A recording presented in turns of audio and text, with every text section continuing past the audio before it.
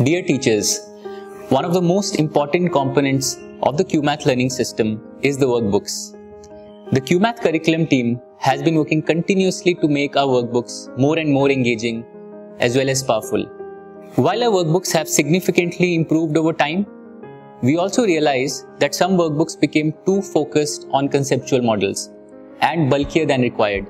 Rest assured that we are working hard to fix these content gaps.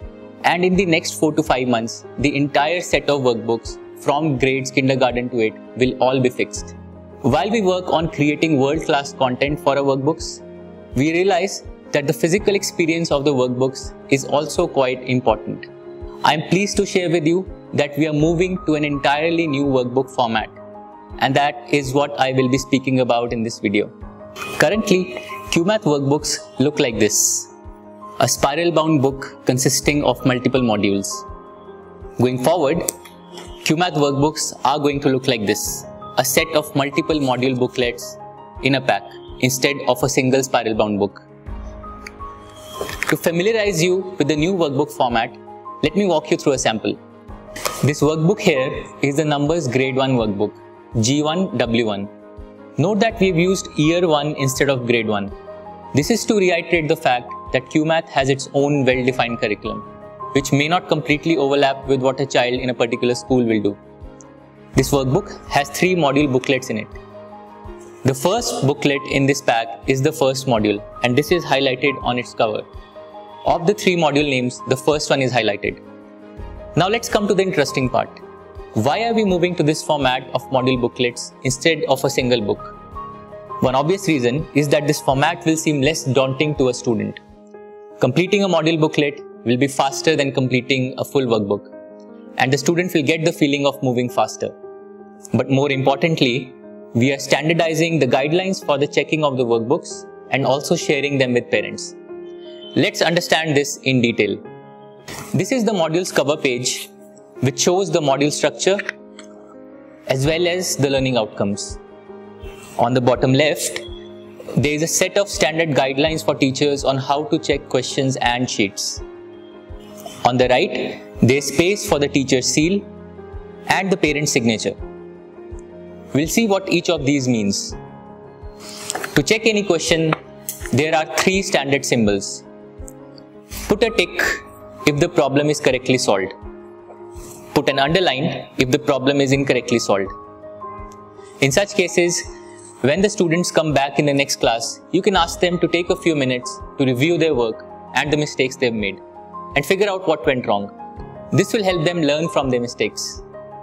Put a hash if you want to skip a problem for now, and you may want the student to revisit it later. If a student revisits and completes it later, you can simply overwrite the hash with a tick. To check a sheet, there are 2 standard symbols. Put a tick in the status box at the top right of the worksheet if it is done and corrected. Put a hash in the status box if you are skipping an entire worksheet, and you may want the student to revisit it later. Again, if the student revisits and completes it later, you can just overwrite the hash with a tick. These symbols are described in the guidelines on every module cover page. Tick for correct questions and completed sheets, hash for skipped questions or skipped sheets, and underlines for mistakes.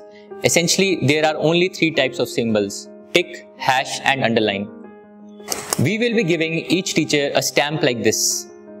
Once a student has completed a module booklet and you have checked all the worksheets properly, use your stamp to put your seal and sign in the teacher's seal box. Then hand it over to the student to take home. The student can show it to his parents, get it countersigned, and bring it back. This will give the parent an opportunity to go through the student's work and see the quality of the content. Your seal will assure the parent that the worksheets have been corrected properly, increasing the parent's trust in you and the program. The parent countersigning will also increase the parent's involvement in the child's progress. Remember that this system makes it all the more important for correction to be done properly before a module booklet is signed and sent home by you. After completion of a module booklet, the student should complete the module assessment as soon as possible. Once all module booklets in the workbook have been checked and signed by you, and then countersigned by the parent and collected back, you can store the workbook with you as you do now. At a later point, you can revisit any material that was skipped for revision or exam preparation. This is at your discretion and something that many teachers do. Once the assessments for all the modules in the workbook have been completed and you feel that the material in the workbook will not be revisited again, you can hand over the completed workbook to the student to take home permanently.